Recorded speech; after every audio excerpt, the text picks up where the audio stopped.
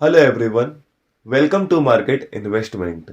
मैं हूं राहुल गुप्ता। स्वागत करूंगा आप सभी का हमारे चैनल मार्केट इन्वेस्टमेंट में। दोस्तों, आज हम बात करेंगे सिल्वर के बारे में, आज हम बात करेंगे गोल्ड के बारे में। दोनों ही सेगमेंट के अंदर काफी ज्यादा हम एक गिरावट का दौर देख रहे हैं। दोनों ही सेगमेंट के अंदर काफी बड़ी गिरावट हमें देखने को मिल रही है। क्यों इतनी ज्यादा गिरावट निकल कर आ रही है? एक्सपर्ट इस गिरावट के पीछे क्या कारण बता रहे हैं और इस गिरावट के बाद क्या करने की सलाह दे रहे हैं। खरीदारी करना है, बिकवाली करना है, या जो पोजीशन है उसे होल्ड रखना है। एक्सपर्ट क्या अपनी राय दे रहे हैं, इस बारे में आज हम बात करने वाले हैं। तो दोस्तों, सबसे पहले तो गिरावट के कारण जानते हैं कि गिरावट आने के कारण क्या रहे हैं सोना और चांदी दोनों के अंदर। दोस्तों, गोल्ड के अंदर गिरावट आने का सबसे बड़ा कारण जो रहा है वो कमजोर अमेरिकी डेटा रहे हैं। कमजोर अमेरिकी डेटा निकल कर आए लास्ट वीक में जो हमने देखे, जिससे गोल्ड के भाव और सिल्वर के भाव दोनों नीचे की तरफ आ गए। बाजार के अंदर काफी अच्छी तेजी थी। इतनी अच्छी तेजी रही कि गोल्ड के प्राइस 56,000 57,000 से बढ़ते बढ़ते सीधे 64,000 को टच कर गए, 64,000 रुपए को टच कर गए। लगभग कंटिन्यू हमने 7,000 अंकों की एक बड़ी तेजी देखी। लेकिन फिर ऐसा क्या हुआ, तो मैं आपको बता रहा हूं कि भाई कमजोर अमेरिकी डेटा। अभी बीच में काफी अच्छे डेटा निकल कर आए, जिससे निवेशक अनुमान लगा रहे थे कि फेड अपनी ब्याज दर कम कर देगा अब, क्योंकि डेटा काफी अच्छे निकल कर आ रहे थे, महंगाई दर पे कंट्रोल होता हुआ दिखाई दे रहा था। तो फेड 2024 की पहली तिमाही में अपनी ब्याज दरों पर कटौती कर सकता था, ऐसा निवेशक अनुमान लगा रहे थे। लेकिन लास्ट वीक कमजोर अमेरिकी डेटा निकल कर आए, जिससे जो ब्याज दर कम करने की बात हो रही थी कि फेड 2024 के पहले क्वार्टर में अपनी ब्याज दरों को कम कर सकता है, उसका मतलब बात की जाए कि वो उसकी उम्मीद काफी कम हो चुकी है कि फेड अपनी ब्याज दरों को पहली तिमाही में कम नहीं करने वाला। पहले 60% लोगों का मानना था कि फेड 2024 की पहली तिमाही में ब्याज दरों को कम कर देगा। अब वो कम होकर 45% हो गई है। और ऐसे ही डेटा निकल कर आए तो हो सकता है कि फेड पहली तिमाही तो छोड़ो, दूसरी तिमाही में भी ब्याज दरों को कम ना करे, जिससे गोल्ड के ऊपर हमें काफी ज्यादा दबाव देखने को मिला, क्योंकि ऊंची ब्याज दरें गोल्ड के लिए काफी ज्यादा नेगेटिव होती है। ऊंची ब्याज दरें डॉलर इंडेक्स को बढ़ने में सहायता देती है। जैसा कि आपको पता है कि डॉलर इंडेक्स और कीमती धातुएं बिल्कुल दोनों से अपोजिट चलती है, एक दूसरे से बिल्कुल विपरीत चलती है। डॉलर इंडेक्स के अंदर जो तेजी रहती है तो कीमती धातुओं के अंदर गिरावट निकल कर आती है, और कीमती धातुओं के अंदर गिरावट होती है तो डॉलर इंडेक्स के अंदर तेजी हम देखते, दोनों एक दूसरे से बिल्कुल विपरीत चलते हैं, अपोजिट चलते हैं। तो जैसे ही कमजोर अमेरिकी डेटा निकल कर आए, उससे हमें डॉलर इंडेक्स के अंदर तेजी आती हुई दिखाई दी और कीमती धातुओं के अंदर गिरावट निकल कर आई। 64,000 रुपए का हाई जो गोल्ड ने बना दिया था लास्ट मंडे वाले दिन, वो गिरते गिरते गिरते आज हम देख रहे हैं कि 61,500 की तरफ आ गया है। और दोस्तों, अभी आपको मैं एक चीज और बताने वाला हूं कि भाई कल रात को, मतलब कल इवनिंग में अमेरिका का सीपीआई डेटा है, महंगाई दर है, जो कि काफी ज्यादा मेन होने वाली है गोल्ड और सिल्वर और डॉलर इंडेक्स तीनों चीजों के लिए। तो इसके ऊपर तो आपको नजर बनाना ही है। साथ में परसों बुधवार वाले रात को 11:30 बजे फेड की मीटिंग है। फेड की मीटिंग में क्या होने वाला है ये तो फेड बताएगा, लेकिन गोल्ड और सिल्वर और डॉलर इंडेक्स ये तीनों के लिए काफी ज्यादा कीमती होने वाला है। ये समय काफी ज्यादा कीमती होने वाला है, ये सप्ताह काफी ज्यादा मेन होने वाला है।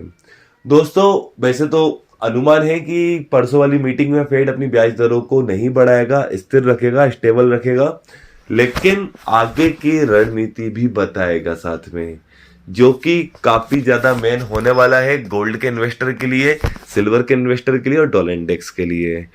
और दोस्तों, इसके साथ साथ महंगाई दर का डेटा कल शाम को है। और भी कंट्रीज के रेट डिस्कशन आने वाले हैं, जैसे बैंक ऑफ इंग्लैंड, या बात करूं यूरोप के रेट का डिस्कशन होने वाला है, फेड का रेट डिस्कशन होने वाला है, जो कि इस सप्ताह में काफी मेन इवेंट होने वाले हैं, जो कि गोल्ड और सिल्वर दोनों के भाव को काफी ज्यादा ऊपर नीचे कर सकते हैं। गिरावट तो हमें देखने को मिल रही है। अब यह गिरावट क्या है, गोल्ड के ऊपर और सिल्वर के ऊपर प्रेशर तो जरूर बनाएगी। ऐसा नहीं है कि प्रेशर ना बने, तो गोल्ड के ऊपर और सिल्वर के ऊपर फिलहाल सेलिंग प्रेशर बन चुका है। लेकिन कल सीपीआई डेटा क्या निकल कर आ रहा है, महंगाई दर के ऊपर कितना मतलब कितना कंट्रोल है इसको देखना जरूरी है। फेड क्या कर रहा है ब्याज दरों में इसको देखना जरूरी है, और आगे क्या रणनीति बता रहा है इसको सुनना बहुत जरूरी है। तो दोस्तों फिलहाल गोल्ड और सिल्वर दोनों के ऊपर प्रेशर है, सेलिंग प्रेशर, अभी नीचे भाव आने की संभावना है, लेकिन यहां से गोल्ड और सिल्वर के ऊपर बिल्कुल सेलिंग नहीं बन रही कि आप बिल्कुल सेल बनाओ। वैसे बहुत सारे एक्सपर्ट का अनुमान है कि इंट्राडे में आप सेलिंग पोजीशन बनाओ, एक छोटा मोटा स्टॉप लॉस रखो, लेकिन मैं आपको यहां से मतलब शॉर्ट सेलिंग करने का तो फिलहाल मना करूंगा, फिलहाल शॉर्ट सेलिंग करने का मना करूंगा। दोस्तों अभी आप जहां से बाय ऑन डिप पर आप दाव लगा सकते हैं कि जैसे ही बड़ी गिरावट देखने को मिले, जैसे ही बॉटम के भाव आपको देखने को मिले, तो वहीं से आप बाय कर सकते हैं एक अपना एक स्टॉप लॉस बनाकर, जो कि आपके लिए बहुत जरूरी है। विदाउट स्टॉप लॉस तो बाजार के अंदर काम ही नहीं करना है। तो बाय ऑन डिप पर आप भरोसा रखो, एक स्टॉप लॉस बनाओ, जो भी आपका स्टॉप लॉस है। जैसे मान के चलिए फॉर एग्जाम्पल आपका सिल्वर के भाव अभी 72,400 500 जो भी चल रहे हैं, मान के चलिए एक गिरावट आपको देखने को मिल रही है, तो आप वहां से बाय ऑन डिप यानी नीचे के भाव से आप खरीदारी करो। स्टॉप लॉस अगर आपका 10,000 रुपए का भी है, तो सिल्वर का कॉन्ट्रैक्ट 30 किलो का होता है, तो मान के चलिए 300 350 पॉइंट का आप स्टॉप लॉस लगा सकते हैं। तो स्टॉप लॉस के साथ आप खरीदारी बिल्कुल करिए। 20,000 का स्टॉप लॉस है तो आप 600-700 पॉइंट का स्टॉप लॉस लगाइए, लेकिन आप स्टॉप लॉस के साथ खरीदारी कर सकते हैं। कल का सीपीआई डेटा देखना बहुत जरूरी है, इस वीक में होने वाले रेट डिस्कशन देखना बहुत जरूरी है, कल परसों रात को फेड की मीटिंग देखना बहुत जरूरी है, डॉलर इंडेक्स के ऊपर नजर बनाना बहुत जरूरी है। तो ये सारे इवेंट आपके लिए मेन होने वाले हैं। तो दोस्तों आपको तो डेटा के ऊपर नजर बनाना है, और फेड की मीटिंग के ऊपर नजर बनाना है, स्टॉप लॉस लगाना है। और दोस्तों गोल्ड से भी ज्यादा आपको सेलिंग प्रेशर सिल्वर के ऊपर देखने को मिल सकता है, क्योंकि सिल्वर एक इन्वेस्टमेंट मेटल होने के साथ साथ एक औद्योगिक धातु भी है, प्रोडक्शन मेटल भी है। सिल्वर का 50% से ज्यादा यूज प्रोडक्शन में किया जाता है। तो अभी फिलहाल में कमजोर डेटा के चलते हुए सिल्वर के ऊपर सेलिंग प्रेशर ज्यादा है, क्योंकि मांग की कमी का अनुमान लगाया जा रहा है। तो मांग की कमी आने का अनुमान लगाया जा रहा है। और दोस्तों अभी तक तो महंगाई बहुत बड़ा कारण थी मार्केट के अंदर गिरावट का, लेकिन हो सकता है कि आने वाले समय में मंदी भी एक बहुत बड़ा कारण हो सकती है मार्केट के अंदर गिरावट आने का।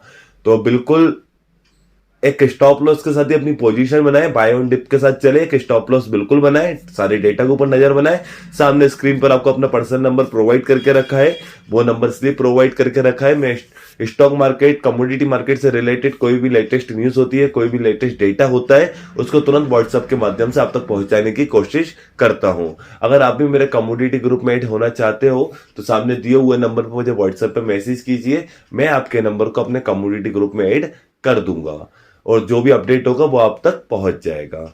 चलिए दोस्तों, अगर आपको मेरी वीडियो अच्छी लगी तो मेरी इस वीडियो को लाइक कीजिए। अगर आप मेरे साथ जुड़कर रहना चाहते हैं तो मेरे इस चैनल को सब्सक्राइब कीजिए, एंड अंत तक मेरे साथ इस वीडियो में बने रहने के लिए आप सभी को मेरा दिल से धन्यवाद।